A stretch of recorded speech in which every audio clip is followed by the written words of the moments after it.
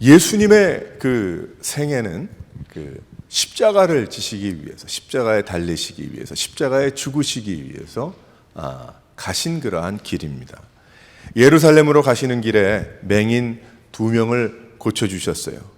그리고 그들을 불쌍히 여기셔서 은혜를 베풀어 주신 것이죠. 가는 길에도. 그때 많은 무리가 예수님을, 오늘 말씀을 또 이전의 말씀을 우리가 묵상해 보게 되면 그러니까 많은 무리들이 예수님을 따랐습니다. 아마 그 이유 중에 하나는 예수님께서 많은 기적을 베풀어 주시고 보통 어디에서 볼 수 없었던 그러한 일들을 많이 이루어내시는 그 예수님의 그 모습을 또 보기 원했던 그런 사람들이었을 겁니다. 놀라운 그런 기적의 역사. 그래도 잘 들은 사람은 예수님이 이제 왕이 되신다고 하시니 그러면 이제 그 절차가 이렇게 되는 모양이다. 아마 그렇게 생각을 했는지도 몰라요. 예루살렘에 가까이 가셨습니다. 그때 2 제자들에게 말씀하시기를 이제 건넌 마을에 가서 이제 매어 있는 새끼 나귀가 한 마리가 있으니 그 풀어 가지고 와라. 이렇게 이야기했어요. 누가 무슨 말을 물어보거든 왜 가지고 가냐, 무엇 때문에 뭐 이런 얘기를 하게 되면 주가 쓰시겠다. 그렇게 이야기를 해라. 그렇게 이야기를 했어요. 참 놀라운 그 어떤 역사죠. 그것도 뭐 별거 아니겠지, 우연의 뭐 일치겠지, 그렇게 생각할 수도 있을지 모르지만 그게 아니고 하나님의 계획과 놀라운 역사가 그 안에 있었던 것입니다. 누가 무슨 말을 하거든 주가 쓰시겠다 하라. 이 말씀은 구약의 선지자를 통해서 벌써 수백 년 전에 예언으로 말씀해 주신 그 말씀이 응하게 되게 하시려는 하나님의 뜻이 그 안에 있었죠.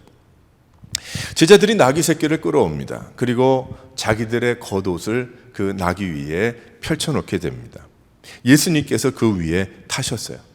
그 모습을 보면서 그 예수님을 쫓아왔던 많은 사람들, 그 무리들이 이제 자신의 겉옷을 덩달아 이제 길 앞에다가 펴놓습니다. 분명히 가는 방향은 예루살렘 방향일 테니까 이제 그 앞에 길에다가 자신들의 겉옷을 펴놓고 어떤 이들은 그 나무가지를, 그 팜트리 나무가지를 베어서, 여기 앞에 이제 추리가 있죠. 베어서 그것을 흔들면서 호산나 호산나 이제 목소리를 높이게 됩니다. 오직 그들의 소망은 이제 유대인들을 해방시켜 줄, 어쩌면 그들의 마음속에는 그 정치적 예수 뭐 이런 생각을 했는지 몰라요. 그래서 그들은 그 소리를 치게 됩니다. 그뿐만 아니라 앞서가고 뒤에 가던 사람들이 막 소리를 높여서 호산나를 하는데, 그 호산나란 뜻은 무슨 뜻인가 하면은 우리를 구원해 주셔서, 나 좀 살려 주셔서, 우리를 좀 이 짓눌려 있는, 로마에 짓눌려 있고 이 수십 년 동안 수백 년 동안 이런 어려움 가운데 있었던 우리 민족을 살려 주소서, 그런 뜻이겠죠. 한마디로 그들의 그냥 심플한 그런 생각으로 보게 되면 호산하게 됩니다. 하지만 그 말뜻 안에는 자신들도 알지 못했던 그 메시지가 그 안에 담겨 있었다는 건 그들이 몰랐던 것 같아요. 다 도망간 거 보니까 나중에. 그토록 그들은 목말라 있었고 지금의 상황을 벗어날 길이 없었어요. 그들이 당하고 있었던, 지나고 있었던 그 모든 일들이, 우리 모두의 구원자 예수, 그들의 후의 모습을 보게 되면 과연 그들이 고백했던 그 고백과 외침이 진짜였는가가 의심이 가지만, 하지만 하나님은 그렇게 인도하신 것입니다. 그러면서 여기에 뭐라고 그들이 고백했냐면 나사렛 선지자 예수라고 이렇게 이야기를 했어요. 그러니까 놀라운 거죠. 나사렛 예수가 아니고 나사렛 선지자 예수시라, 그렇게 이야기를 했어요. 난리가 난 거죠. 하나님은 그렇게 하더라도 예루살렘으로 예수님을 들어가게 하십니다. 어떤 성경을 많이 읽었던, 성경을 많이 알던 바리새인이 이야기를 하죠. 당신 제정신인가? 지금 당신 쫓아가는 저 사람들 아는지 모르는지 모르겠지만 지금 저 소리 들리는가? 저 소리 치는 게 저게 맞는가? 저건 말도 안 되는 일이다. 하나님 모욕하는 거다. 너는 안 된다. 무슨 얘기를 하고 지금 무슨 일을 하고 있는 거냐? 그렇게 이야기를 했어요. 그랬더니 예수님이 뭐라고 그 바리새인에게 이야기를 했냐면, 저들이 소리치지 않으면 돌들이 소리를 칠 거다. 그 얘기를 하셨어요. 그 한마디에 그 뜻이 무엇인지를 알 수 있는 것이죠. 그리고 예루살렘 성전을 보고 예수님이 우셨습니다. 썬데이입니다. 오늘이죠. 그래서 팜 선데이라고도 이야기를 하고 또 예수님께서 예루살렘으로 입성하신 그날을 우리는 기념하고 기억하는 것입니다.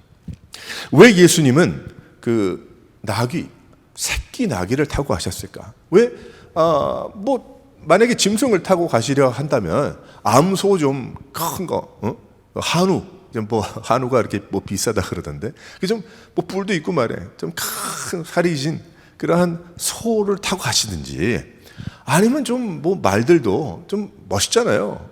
귀도 멋있고 말이 생긴 게 멋있잖아요. 말 좀 타고 가시든지, 아니면 마차를 타든지 여러 가지 방법이 있을 텐데, 그 덜 볼품이 없었을 텐데 왜 하필이면 새끼 나귀, 그 새끼 나귀를 그 사람이 타면 그 나귀가 이렇게 새끼인데 그게 가겠어요.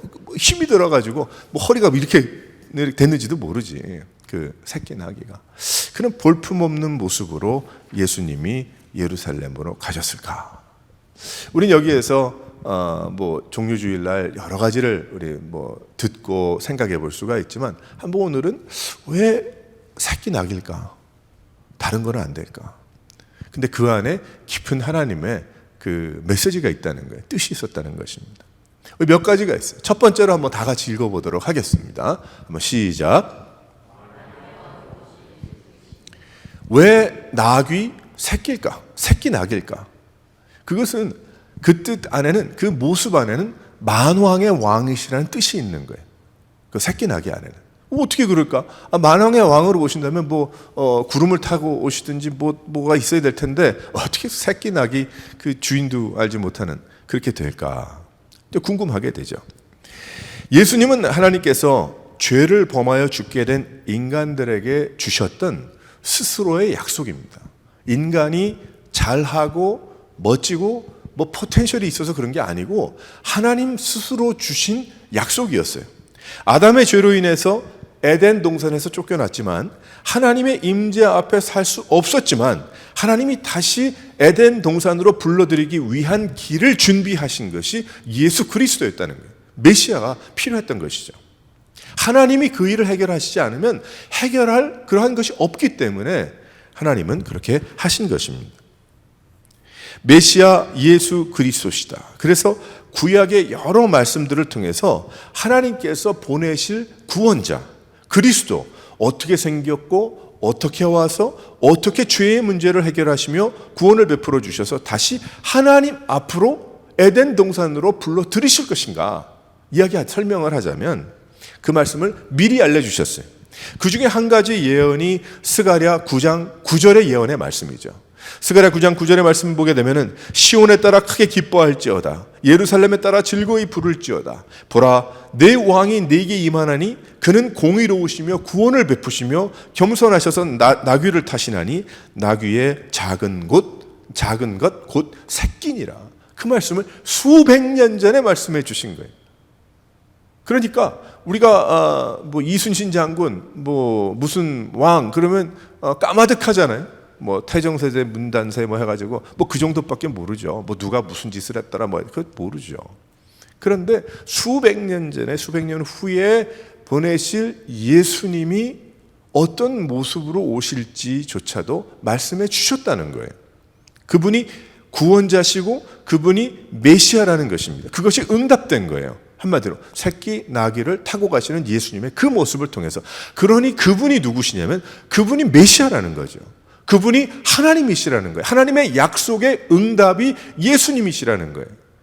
그러니까 새끼 나귀를 타고 가시는 예수님의 그 모습을 보면서 우리는 무엇을 깨달을 수가 있는가 하면, 구약의 예언의 말씀, 바로 그 말씀은 하나님이 주신 약속, 하나님이 주신 그 약속이 어떻게 응답이 되는지 우리 그것을 알 수가 있는 것입니다. 예수는 모든 왕 중에 왕 대신 하나님이시라는 거죠. 그래서 하나님은 사람들의 입으로 호산나 호산나를 선포하게 허락하신 것입니다. 만약 그들이 그 말을 선포하지 않는다면 돌들이 소리 지를 것이다. 물론이죠. 그렇게 될 수밖에 없는 거죠. 하나님이시니까. 구원을 베풀어 주실 그분은 바로 하나님 한 분이신데 그분이 오신 것이니까. 나라마다 대통령을 뽑습니다. 이전에도 때를 따라 이제 왕을 뽑았죠. 그때마다 기대를 걸죠.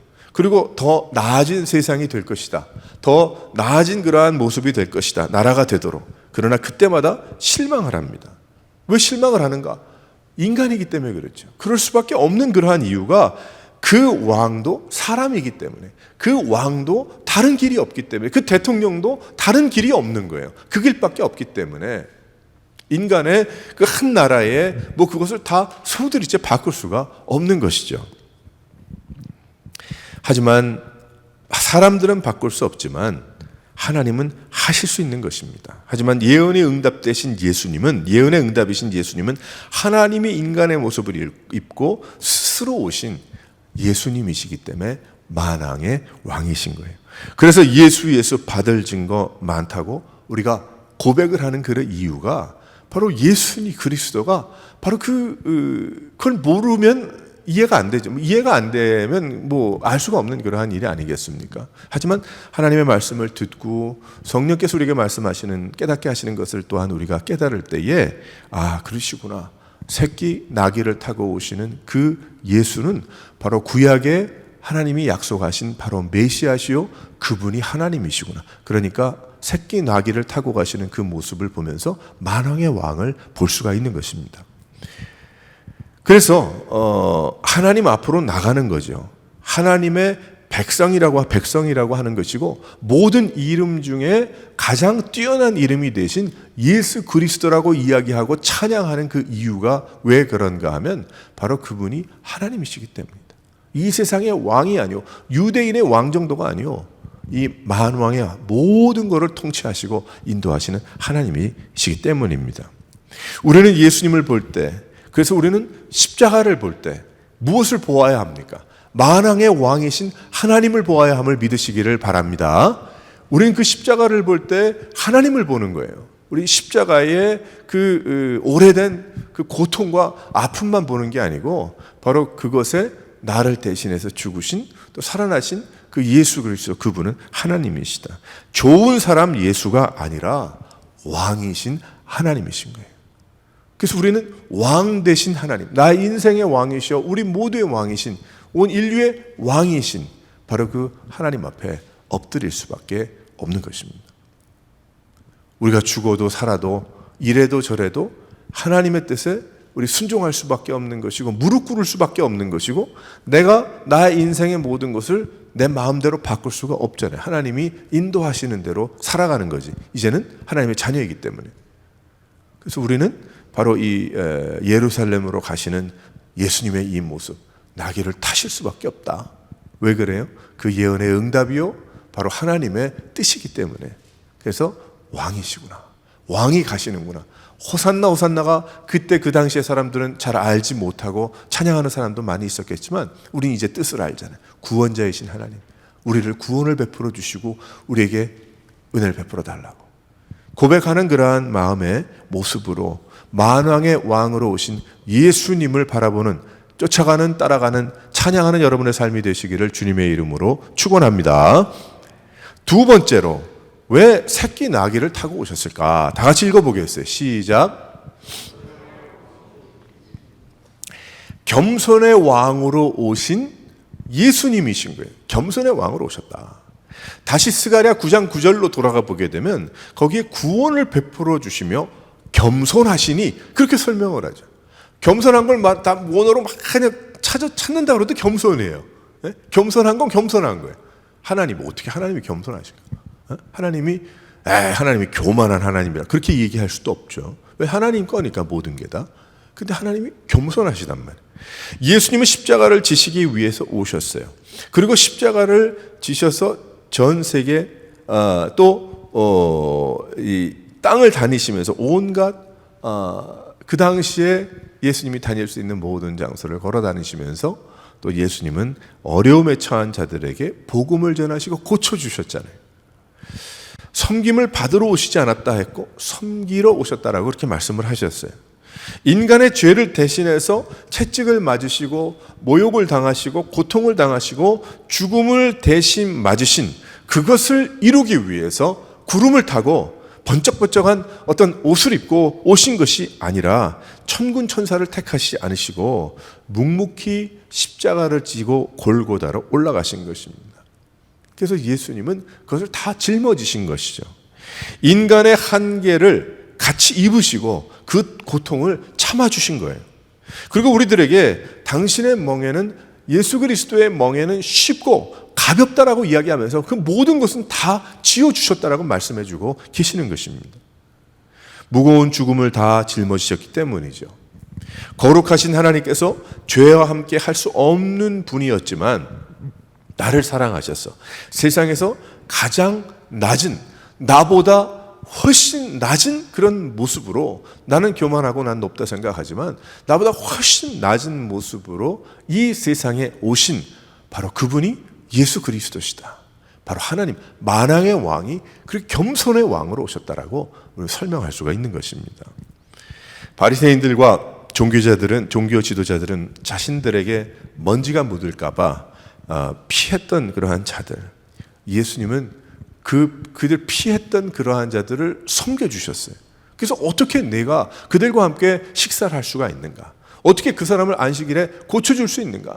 온통 다 이 세상에 자신들이 만들어 놓은 법칙에는 맞을지 모르지만 하나님의 눈으로 볼 땐 말도 안 되는 그러한 이야기들을 막 쏟아냈던 그러한 이유가 바로 그러한 이유죠. 그들은 겸손의 왕으로 오신 하나님을 모르기 때문입니다. 왜 하나님이 겸손의 왕으로 오셨는지조차도 몰랐기 때문에 그래요. 그들의 주가 되시기 위해서 그 어렵고 힘들고 고통 중에 죽음 앞에 있는 그러한 자들의 주가 되어주시기 위해서 겸손의 왕으로 오신 것입니다. 나를 섬겨주시는 예수님을 나는 그래 어떻게 해야 될까? 나도 그 하나님이신 예수님을 섬겨야 되지 않겠어요? 우리가 우리 중심으로 섬겨야 됩니다. 겸손의 왕으로 오신 그 만왕의 왕 대신 그분이 겸손하시단 말이에요. 그럼 난 얼만큼 더 겸손하고, 얼만큼 더 엎드리고, 얼만큼 더 구부리고, 얼만큼 더 하나님을 그런 모습으로 바라봐야 되겠느냐는 거예요. 그런 마음이 하나도 없이는 대접을 받으려 부는 것뿐이에요. 결국 내가 누구냐, 내가 어떤 대접을 받냐, 내가 어떤 대가를 받느냐, 내가 어떤 인정을 받느냐, 그게 무슨 상관이에요? 하나님을 믿고 예수님을 믿는데 그게 무슨 상관이에요? 과거에 3, 40년, 50년, 60년 교회 다녔지만 그게 무슨 상관이에요? 그런 결론의 영광이 무슨 상관이에요? 하나님 앞에 이 다음에 갔을 때 하나님께 칭찬받는 그거 하나 남는 거지, 이 세상에 남는 게 뭐가 있어요? 우리 쓰임받고 쓰임받다 가는 것뿐이 아니겠습니까? 할렐루야. 그래서 되면 하나님의 뜻이고 하나님의 영광 받으시는 것이고, 안 되고 어려워도 하나님의 뜻이 있으니까 그렇게 되는 것이고. 대통령이 있어요. 대통령이 있는데 경호원들이 있단 말이에요. 경호원들이 자신의 몸을 다 해가지고 막고 그리고 막 그냥 그 대통령을 보호하기 위해서 그렇게 하죠. 그들의 임기가 끝났는데도 그렇게 할까요? 그들의 임기가 끝났는데 자연인으로 돌아갔는데 대가 지불이 없고 아무런 보상이 없는데 그 경호원들이 그래도 나는 김 대통령, 최 대통령을 내가 그렇게 보호하겠다. 내가 그분보다 더 밑바닥으로 내려가서 그분을 섬기겠다. 그런 사람들이 글쎄요, 이유 사연이 있을지 모르겠지만 한두 가지 거의 없을 겁니다. 예수님은 스스로 대가를 지불해 주시고 죽기까지 우리를 섬겨주셨어요. 우리는 그저 4년, 5년, 10년 어떤 대가 지불을 위해서 주님을 섬기는 자들이 아닙니다. 우린 그 사람들이 아니고 주님께서 모든 것을 다 지불해 주셨고 paid off 해주신 거 아니겠어요? 해주셨고 그 다음에 우리는 어떻게 합니까?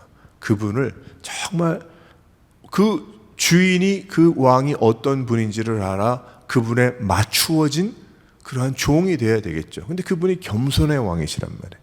그러면 우리는 어떻게 해야 될까? 답이 나오는 거죠. 답이 나오지만 답이 없어요. 얼마만큼 더 겸손해야지 하나님보다 내가 더 주님을 섬기는 자가 될까? 그러니까 하나님 앞에 벌벌벌벌 떨 수밖에 없는 거예요. 두려울 수밖에 없는 거예요. 두렵다는 게 무섭다는 게 아니고 하나님을 경외할 수밖에 없는 거예요. 왜 그래요? 하나님이 그런 분이시니까.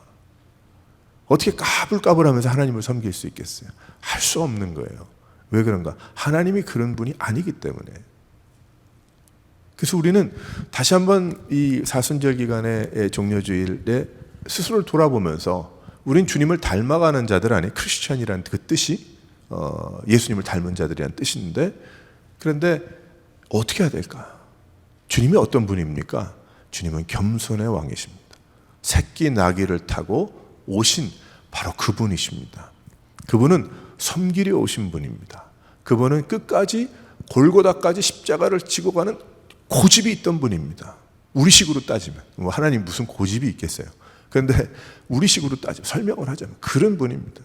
자신의 가장 가까웠던 제자도 사단아 내 뒤로 물러가라 할 정도로 목표를 향해서 나가셨던 그 겸손의 왕으로 오신 그분의 모습을 보이시기 위해서 그런 분이십니다. 우린 다시 한번 이 겸손의 왕으로 오신 그 벌써 모습도 그렇잖아요. 다른 것이 아니고 새끼 나귀를 타고 가시는 그분이 하나님이시래. 그러면 어떤 면에 실망이 될까요? 하지만 믿음이 있는 자들은 아이고 그러시구나. 내 등이라도 타고 가셔야 될 텐데, 나를 밟고라도 가셔야 될 텐데, 아마 그 생각을 했겠죠. 우린 다시 한번 하나님 앞에 이런 모습을 가지고 주님을 섬길 때에 이제는 그저 내 뜻과 내 생각과 나의 어떤 목표를 달성하기 위해서 나가는 것이 아니고 하나님을 섬기고 하나님을 기쁘시게 해드리고 하나님 먼저 가신 길 그 모습 쫓아서 나도 그러한 모습으로 섬기며 나가리라. 이 고백으로 살아갈 수 있는 여러 성도들 되시기를 주님의 이름으로 축원합니다. 세 번째로 나귀 타고 가시는 예루살렘, 그 모습 속에 무엇 깨닫는가? 다시 한번 읽어보겠어요. 3번 시작. 긍휼의 왕으로 오신 예수님이시다라는 거예요. 긍휼의 왕으로 오셨다. 예수님은 예루살렘 성을 보시면서 이제 내 숙제 끝났다, 이제 그렇게 하시지 않고 예수님이 그 인간의 몸을 입으셨으니까 그 모습이죠. 우셨단 말이에요. 예루살렘을 보고 눈물을 흘리셨어요.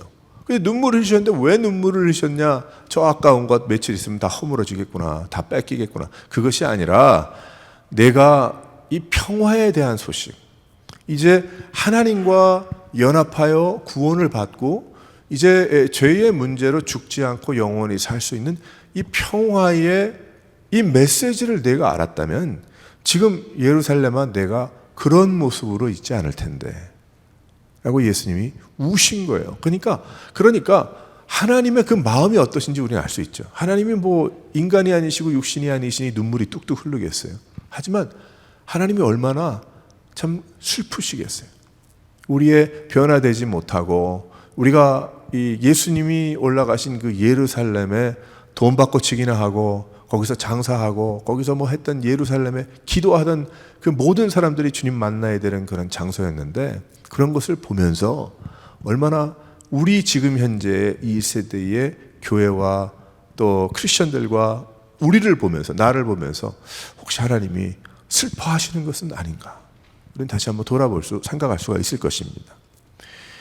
오늘 평화의 소식을 알았다면 지금 그 모습이 아닐 텐데, 하나님을 십자가에 못 박아 죽이지 않을 텐데, 하나님께서 얼마나 마음이 아프셨을까. 또 다른 사이드는 하나님의 긍휼하심이죠. 그러기 때문에 내가 왔고 내가 올라가리라.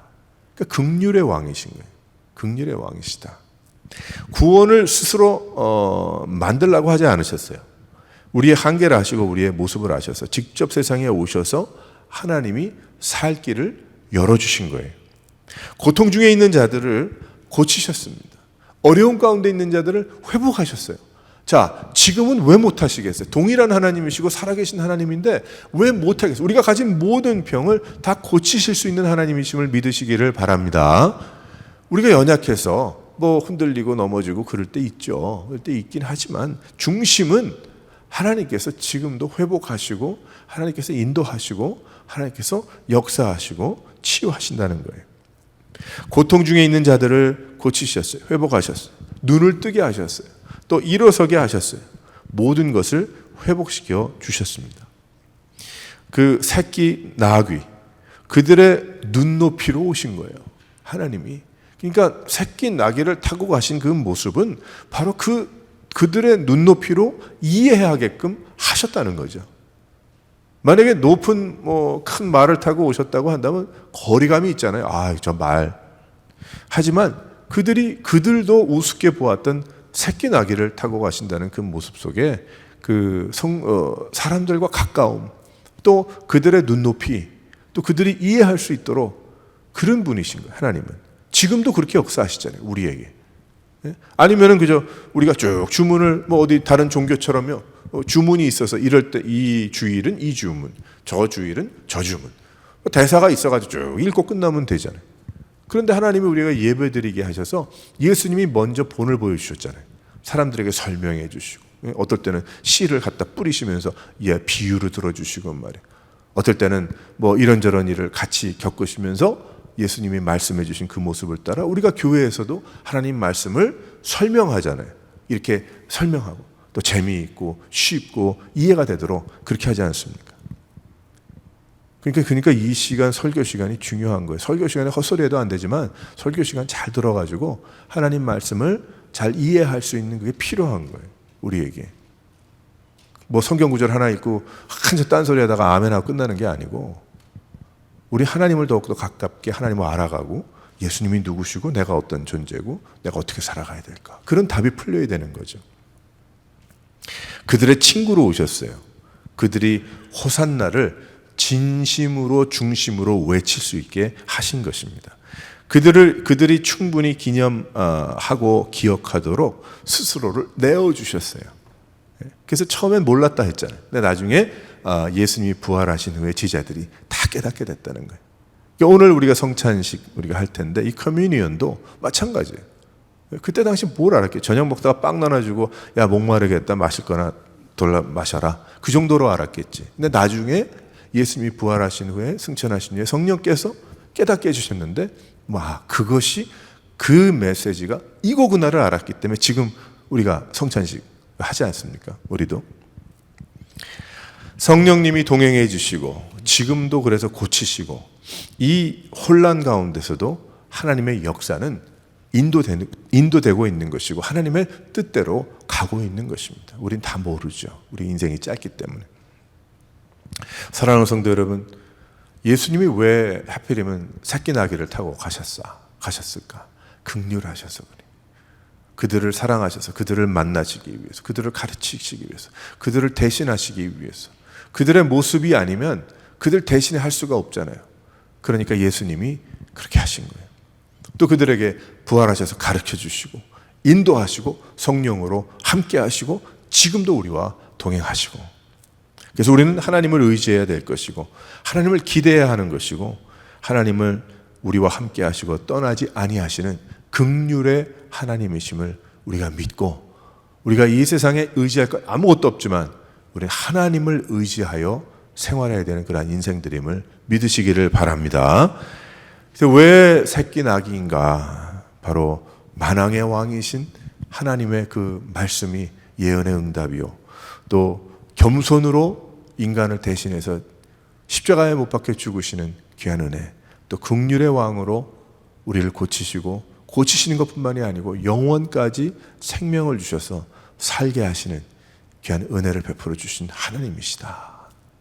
그러니 우리가 어떻게 매 주일 예배 때마다 예수님을 잔치하지 않을 수가 있겠고, 우리의 부활의 소망을 감사하고 기뻐 뛰지 않을 수가 있겠습니까? 안 할 수 없겠죠. 당연한 것이죠. 사랑하는 성도 여러분, 이런 모습을 가지고 더욱더 예수님을 닮은 그러한 인생답게 나아갈 수 있는 모든 성도들 되시기를 주님의 이름으로 축원합니다.